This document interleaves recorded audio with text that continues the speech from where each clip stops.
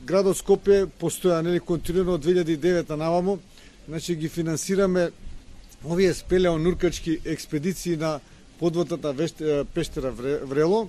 Значи ме радои тоа што господин Станавски го надмина рекордот на Луиджи Касати, кој што во 2010 година постигна 212 метри длабочина. Тоа значи дека оваа пештера е голем предизвик за европските и светските спелеонуркачи, нуркачи на подводни пештери.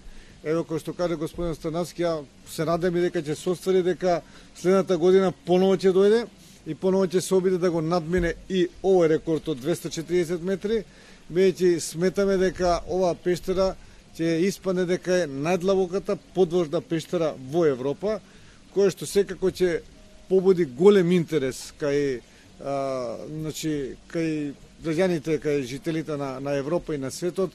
At the beginning, thank you very much for all Macedonian. Постигнати се одминато годишниот рекорд од 230 метри, постигнавме 240 метри оваа година, со тоа што пештерата продолжува широко и понатаму, така да останува простор за понатамошна експлорација.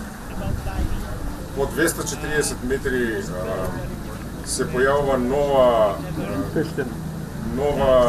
врело понатаму, значи останува простор за понатамошни истражувања, но тоа ќе барат додатни припреми, додатна опрема за да се истражува понатаму, повеќе подолга експедиција, така да останува простор за следната година.